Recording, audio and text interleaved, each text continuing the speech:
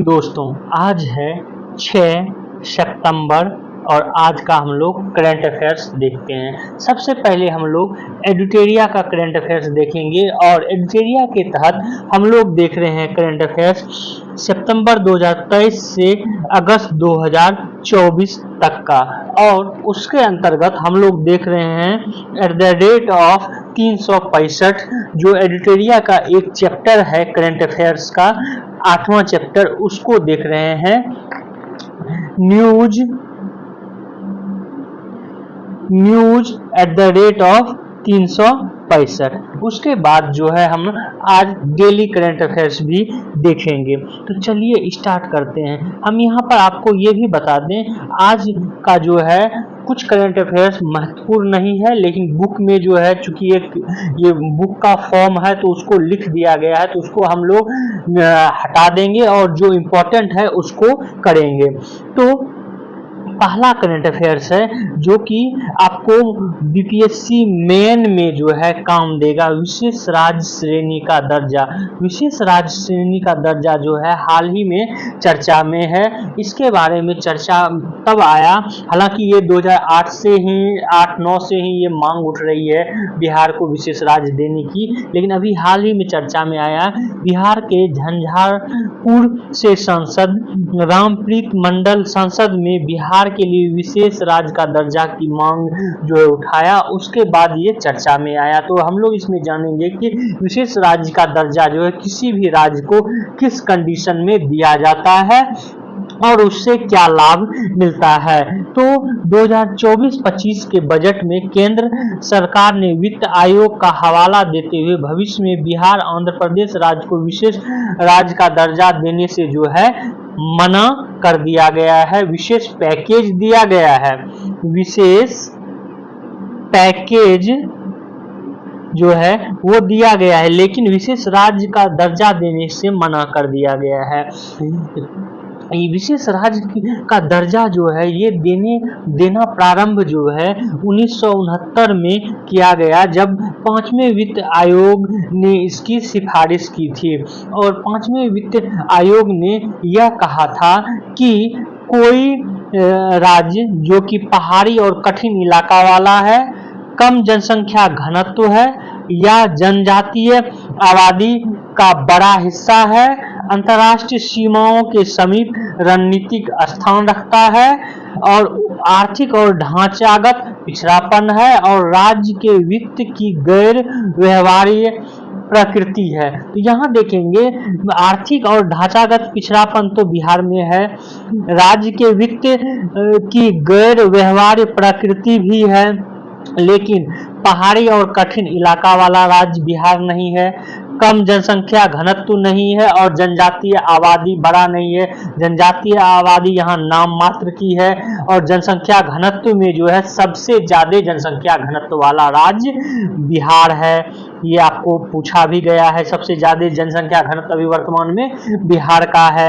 और अंतर्राष्ट्रीय सीमा के समीप रणनीतिक स्थान। अंतर्राष्ट्रीय सीमा तो लगता है नेपाल के साथ, लेकिन ये रणनीतिक स्थान नहीं है। जैसे आप देखेंगे अरुणाचल प्रदेश का, सिक्किम का, ये रणनीतिक रूप से जो है बहुत ही ये है महत्वपूर्ण है। उत्तराखंड का देखेंगे, हिमाचल का देखेंगे, ये रणनीतिक रूप से ये है। तो इसलिए भी जो है विशेष राज्य का दर्जा जो है नहीं दिया जा रहा है बिहार को।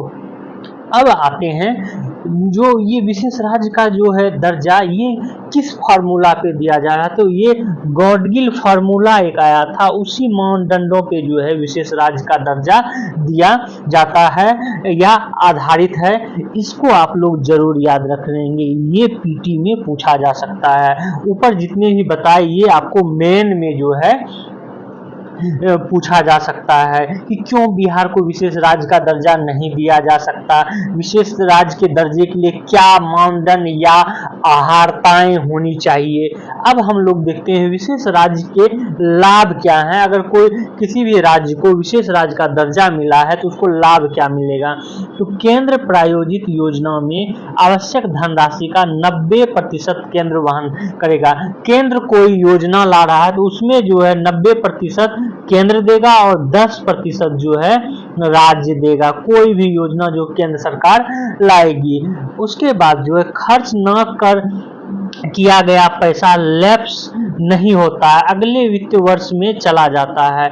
आपको पता होगा कि जब केंद्र सरकार जो है किसी भी राज्य को, अर्थात मान लें कि बिहार को जो है विभिन्न योजनाओं के लिए पैसे देता है, अगर वह वित्त वर्ष में उसको खर्च नहीं कर पाता है तो उसे वापस केंद्र को करना पड़ता है। और यह प्रत्येक साल ऐसा देखा जाता है कि बिहार जो है पैसे को वापस केंद्र को कर देता है, उसको आगे जो है फॉरवर्ड नहीं किया जा सकता है। लेकिन अगर कोई विशेष राज्य दर्जा प्राप्त राज्य है तो वो जो है पैसा अगले वित्त वर्ष में जुड़ जाता है। ये इंपॉर्टेंट तथ्य भी याद रखेंगे आप लोग। आगे है राज्य को अन्य महत्वपूर्ण रियायतें प्रदान की जाती हैं। अन्य बहुत सारे जो है सांस्कृतिक उत्सव हो या वहाँ के विकास से संबंधित हो, उन सब को जो है रियायतें दी जाती है केंद्र सरकार का, जैसे कि कॉर्पोरेट टैक्स, कस्टम ड्यूटी, इन सब में भी रियायतें दी जाती है। केंद्र के सकल बजट का लगभग 30% भी उनके पास जाता है। जो पैसे 90% और 10% है ये तो जाता ही जाता है। इसके अलावा जो है केंद्र के सकल बजट का लगभग 30% भी विशेष राज्य के दर्जे, जो विशेष राज्य का दर्जा प्राप्त राज्य है उसको जाता है। तो ये सब जो है लाभ है, तो लाभ भी याद रखेंगे और मानदंड भी याद रखेंगे, ये बीपीएससी मेन में जो आपको काम देगा। अब जो है कौन कौन सा राज्य अभी इसके अंतर्गत मुख्य रूप से आ रहा है, तो अरुणाचल प्रदेश, नागालैंड, मणिपुर, मिजोरम, त्रिपुरा, मेघालय, असम, सिक्किम, उत्तराखंड, हिमाचल प्रदेश और तेलंगाना, ये सब राज्य जो है इसके अंतर्गत आते हैं। हालांकि ये 14वें वित्त आयोग की सिफारिश के बाद विशेष राज्य का अस्तित्व समाप्त हो गया है। मतलब एक तरह से कहें पूर्णतः समाप्त नहीं, लेकिन समाप्त हो गया है, कुछ हद तक उसको डाइल्यूट किया गया है। अगला देखते हैं करंट अफेयर्स एडिटोरिया का, ये है भारत में अपराध रिपोर्ट 2022। भारत में अपराध रिपोर्ट 2022 के अंतर्गत जो है कुछ महत्वपूर्ण तथ्य जो कि आपको याद रखना है वो बता देंगे। पहले ये जान लेते हैं कि भारत में अपराध रिपोर्ट जारी कौन करता है। तो भारत में अपराध रिपोर्ट जारी करता है राष्ट्रीय अपराध record bureau, NCRB, national crime record bureau जो है ये जारी करता है, ये आप लोग याद कर लेंगे। वर्ष 2022 के अनुसार भारत में अपराध पर रिपोर्ट इन्होंने जारी किया है और ये बताया है कि प्रति लाख जनसंख्या पर अपराध 2021 में जहां 445.9 थी, वहीं जो है 2022 में ये घटकर 422.2 हो गई। तो ये डाटा जो है ज़्यादा याद नहीं रखना है, बस यहाँ पे याद ये रखना है आपको कि किन किन क्षेत्रों में जो है ये हुआ है और कौन कौन सा राज्य। जैसे आप देखेंगे देश में महिलाओं के खिलाफ अपराध की दर में जो शीर्ष पर कौन सा है, दिल्ली है। तो दिल्ली में महिलाओं के विरुद्ध अपराध जो है सबसे ज्यादा हो रहा है, जबकि उत्तर प्रदेश महिलाओं के खिलाफ अपराध की संख्या जो सबसे अपराधों की संख्या में सबसे आगे है राज्य में, और केंद्र शासित प्रदेश में जो है दिल्ली है। वहीं पर SC/ST के खिलाफ अपराधियों के मामले में राजस्थान पहले स्थान पर, मध्य प्रदेश दूसरे और तेलंगाना तीसरे स्थान पर है। और सबसे सुरक्षित शहर जो है मेगा सिटी में ये कोलकाता को रखा गया है, उसके बाद पुणे और हैदराबाद आता है। और स्टेट की बात करें तो महाराष्ट्र में जो है सबसे ज़्यादा आत्महत्याएं हुई है, उसके बाद तमिलनाडु और मध्य प्रदेश का जो है स्थान आता है, ये भी जो है नेशनल ब्यूरो ने बताया है। यहाँ पर हम आपको बता दें कि NCRB national crime record bureau की स्थापना 1986 में हुई थी और यह गृह मंत्रालय के अंतर्गत जो है आता है, ये भी याद रखेंगे। और ये मेन में आपको काम दे देगा कि NCRB जो है 4 रिपोर्ट प्रकाशित करती, ये है भारत में अपराध, उसके बाद भारत में आकस्मिक मौत और आत्महत्या, जेल संख्यिकी और गुमशुदा महिलाओं और बच्चों पर रिपोर्ट ये भी जारी करती है। आगे देखते हैं हम लोग COP28। COP conference of parties, इसका फुल फॉर्म होता है, ये भी पूछा गया है तो आप लोग याद रखेंगे COP। कॉप का अर्थ conference of parties. Conference of parties की बैठक जो है किसके तहत होती है, तो UNFCCC के अंतर United nation framework convention of climate change, इसका फुल फॉर्म भी आप लोग जरूर याद रखेंगे। United nation framework for United nation framework for UNFCCC United nation framework of climate council, sorry United nation framework council of climate change. तो ये जो है इसकी बैठक 28वां, ये 30 नवंबर से लेकर 12 दिसंबर 2022 तक दुबई, संयुक्त अरब अमीरात UAE में हुआ था। और इसके जो है 4 स्तंभ इसके अंतर्गत बताए गए थे। तो आपको PT के अंतर्गत आपको बस इतना ही याद रखना है कि COP28 की बैठक जो है ये कहाँ हुई थी, तो दुबई में हुई थी, जो कि संयुक्त अरब अमीरात UAE में है। ये आप लोग याद रखेंगे, इतना भी याद रखेंगे तो आपका करंट अफेयर्स बन जाएगा। लेकिन कुछ महत्वपूर्ण तथ्य जो 4 स्तंभ है उसके बारे में देख लेते हैं। ये है कि पहला स्तंभ एक उचित, व्यवस्थित और न्यायसंगत ऊर्जा परिवर्तन को तेजी से ट्रैक करना। उसके बाद 2030 तक दुनिया की स्थापित नवीकरणीय ऊर्जा उत्पादन क्षमता को 3 गुना कम से कम 11,000 गीगावाट तक करना, ये रखा गया है। और एक इम्पोर्टेंट तथ्य जो आप लोग ध्यान में रखेंगे, ये है फ्रांस के नेतृत्व में कोल ट्रांजिशन एक्सीलरेटर लॉन्च किया गया है। कोल ट्रांजिशन एक्सीलरेटर लॉन्च किया गया है जो कोयले से स्वच्छ ऊर्जा में संक्रमण की सुविधा प्रदान करेगा। इसी COP28 में जो है फ्रांस ने ये किया है। वहीं दूसरी स्तंभ की बात करें तो दूसरी स्तंभ में जो है हानि एवं क्षति निधि का संचालन जो है किया जाएगा। और इसमें जो है ग्लोबल कूलिंग प्रतिज्ञा 66 राष्ट्रीय हस्ताक्षर 2050 तक शीतलन संबंधी उत्सर्जन में 68% जो है कमी लाने के लिए प्रतिबद्धता जो है कही गई है। हालांकि भारत इसमें जो है शामिल नहीं हुआ इस कूलिंग प्रतिज्ञा में, ये भी याद रखेंगे। तीसरा जो है स्तंभ है, ये है जलवायु कार्रवाई के लिए गठन for high ambition multi level partnership launch किया गया है। चौथा स्तंभ है हर चीजों को पूर्ण समावेशिता के साथ रेखांकित करना और जलवायु कार्रवाई पहल के लिए खेलों पर रणनीति की प्रस्तुति करना। आगे देखते हैं, अगला जो है ये 4 स्तंभ होता। यहाँ पर आपको भारतीय संदर्भ में एक महत्वपूर्ण तथ्य बता दें कि COP28 में जो है प्रधानमंत्री नरेंद्र मोदी ने भाग लिया था और अपने संबोधन में कहा था कि COP33 शिखर सम्मेलन का आयोजन जो है ये भारत में होना चाहिए, ये प्रस्ताव रखा। तो ये आपको याद रखना है कि COP कॉन्फ्रेंस ऑफ पार्टीज 33 की बैठक जो है भारत में हो, इसके लिए प्रस्ताव रखा गया है।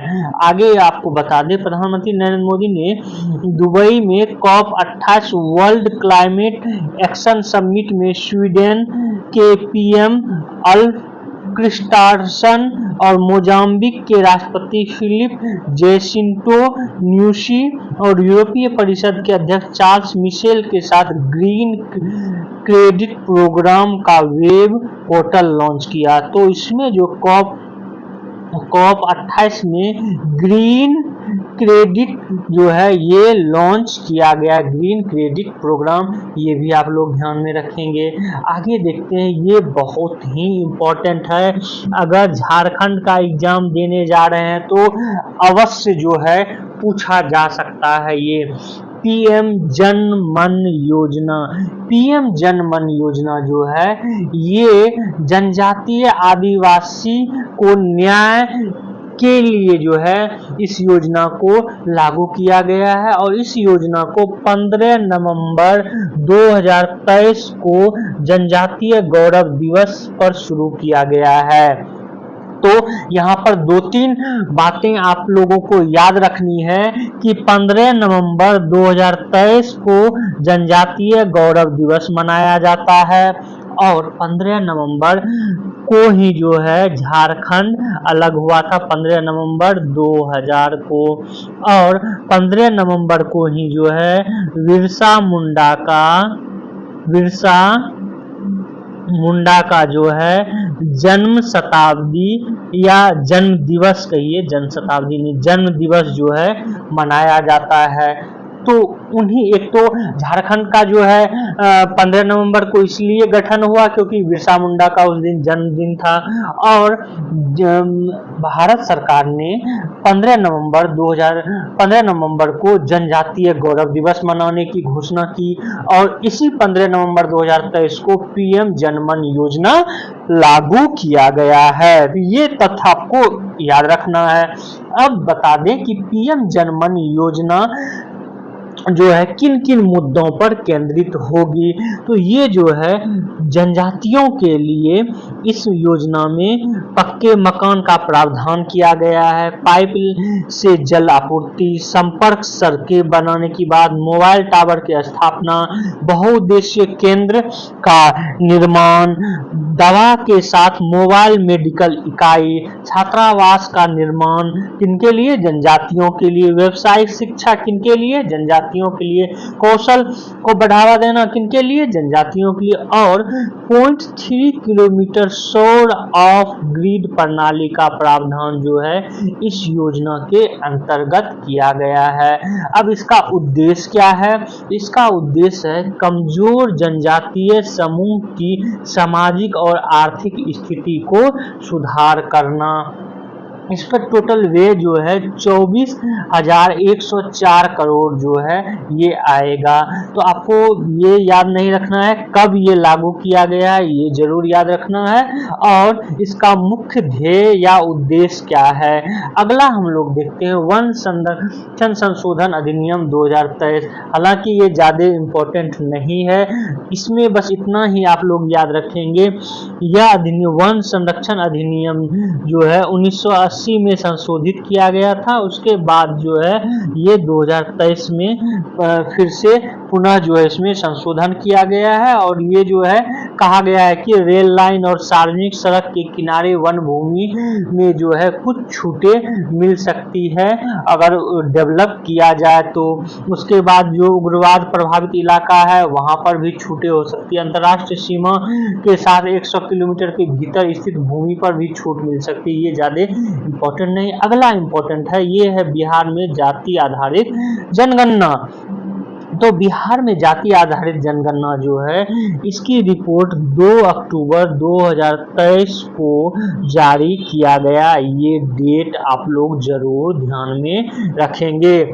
इस गणना के अनुसार, इस जातिगत जनगणना के अनुसार बिहार की जनसंख्या 13.07 करोड़ है। यहाँ पर ये भी आपको बता दें कि ये जो है मोटा मोटी जाति आधारित जनगणना थी, ये कोई जनगणना नहीं है। ये भी याद रखेंगे कि ये जनगणना नहीं है बिहार की, क्योंकि जनगणना कराने की जिम्मेवारी केंद्र सरकार की होती है। केंद्र सरकार जनगणना करा सकती है, राज्य सरकारें नहीं। तो ये सिर्फ जो है एक आर्थिक और सामाजिक सर्वेक्षण था, और उसी के तहत जो है इतना जनसंख्या 13.07 करोड़ बताई गई है।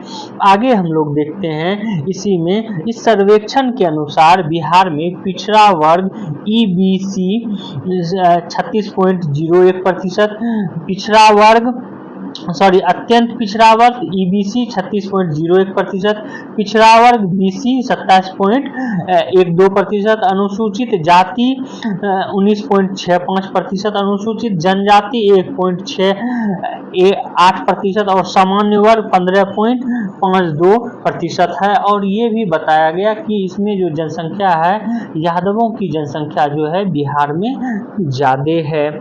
यहाँ पर ये भी बता दें कि अनुच्छेद 246 के तहत जनगणना एक संघ का विषय है, मतलब संघ जो है, केंद्र जो है, ये जनगणना करा सकती है।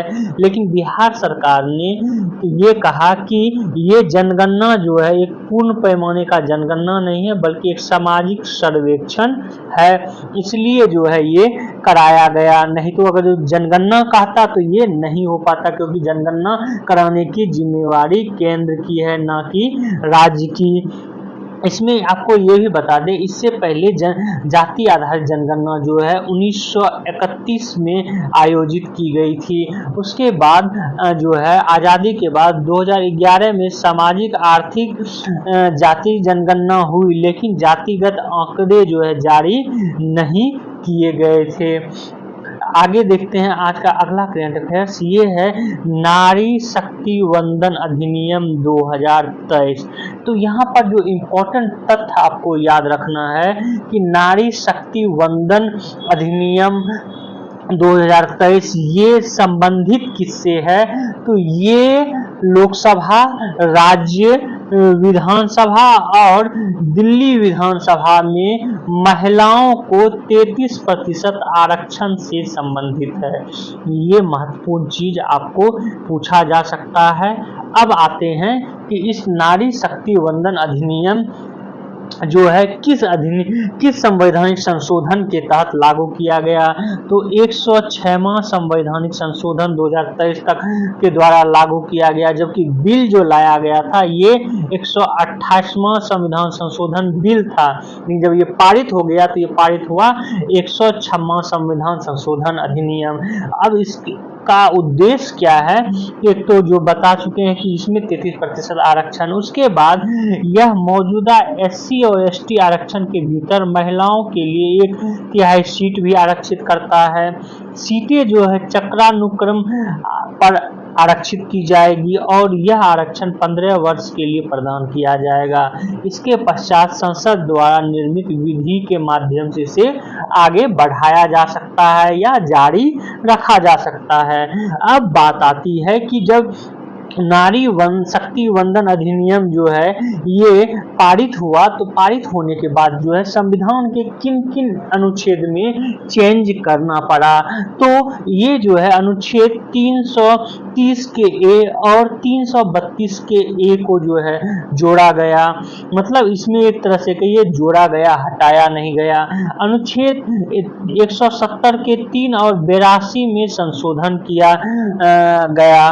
लोकसभा में सिर्फ 2 जो है ऐसे सांसद थे, AIMI संसद ने इसका विरोध किया। उसके बाद 454 सांसदों ने इसका समर्थन किया और राज्यसभा में सर्वसम्मति से जो है पारित हो गया ये विधेयक। तो अनुच्छेद आपको जरूर याद रखना है कि किस किस में चेंजिंग लाया गया। अगला है कि G20 घोषणा पत्र, ये ज्यादा इम्पोर्टेंट नहीं है तो इसको हम लोग छोड़ देते हैं। अगला इम्पोर्टेंट जो है ये है PM विश्वकर्मा योजना। PM विश्वकर्मा योजना जो है ये 17 सितंबर 2023 को लागू किया गया पीएम विश्वकर्मा योजना।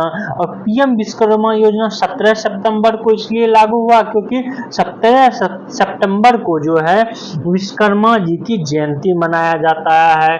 खासकर आप देखेंगे पूरे इंडिया में और बिहार में ज्यादातर विश्वकर्मा पूजा होता है, तो उसी अवसर पर जो है विश्वकर्मा योजना लागू किया गया। और इसकी नोडल एजेंसी जो है ये आप लोग जरूर याद रखेंगे, विश्वकर्मा योजना की नोडल एजेंसी है सूक्ष्म लघु और मध्यम उद्यम मंत्रालय। और इसके तहत जो है 13,000 करोड़ जो है ये व्यय किया जाएगा। और किन क्षेत्रों पे, तो 18 पारंपरिक क्षेत्रों पे, जो पारंपरिक रूप से 18 रोजगार के क्षेत्र कहें या कहें शिल्प उद्योग है, उसको जो है इसमें बढ़ावा दिया जाएगा। जैसे कि आप बढ़ई के लिए, ठठेरी के लिए, उसके बाद जो है आप देखेंगे चूड़ी बनाने वाले के लिए और कपड़े बनाने जो लघु उद्योग के रूप में कपड़ा करते हैं, तो उन लोगों को लिए ये पीएम विश्वकर्मा योजना। और उसके बाद आप कुम्हार के लिए, तो इसका उद्देश्य क्या है? इसका उद्देश्य है कौशल उन्नयन। ये जो है इसके तहत जब ऋण दिया जाएगा तो जैसे बढ़ई है तो वो क्या करेगा, तो उससे संबंधित जितने उपकरण है वो खरीदेगा, दैट मीन्स टूल किट को प्रोत्साहन देगा। और ऋण सहायता जो है वो भी सरकार देगी, विपणन समर्थन होगा, डिजिटल लेन देन को प्रोत्साहन मिलेगी। और एक जो है आई कार्ड भी पीएम विश्वकर्मा प्रमाण पत्र जारी करेगा। अब इसके लिए पात्र कौन है, तो पात्र जो है न्यूनतम आय उसकी 18 वर्ष होना चाहिए, वही पात्र है। 18 वर्ष से अधिक वाले या 17 वर्ष का वो इसका पात्र नहीं होगा। लाभ परिवार के एक सदस्य तक ही सीमित रहेगा। और हाथ और औजार से काम करने वाले कारीगर और शिल्पकार जो है मुख्य रूप से इसके अंतर्गत आते हैं। ये भी आप लोगों ध्यान में रखेंगे। इसका डेट तो जरूर याद रखेंगे, इसको कब लागू किया गया। ये करंट अफेयर्स ज्यादा इम्पोर्टेंट नहीं है। आगे ये जो है इम्पोर्टेंट है, ये है महारत्न का दर्जा जो है अभी हाल ही में एक कंपनी को दिया गया। वो कंपनी है ऑयल इंडिया लिमिटेड। और इस तरह जो है भारत में 13 महारत्न कंपनी बन गए। कंपनी को जो है सार्वजनिक क्षेत्र की कंपनी से तात्पर्य प्राइवेट की बात नहीं यहाँ हो रही, यहाँ हो रही है सार्वजनिक क्षेत्र अर्थात सरकारी कंपनी जो है उसको 3 कैटेगरी में बांटा गया है। महारत्न,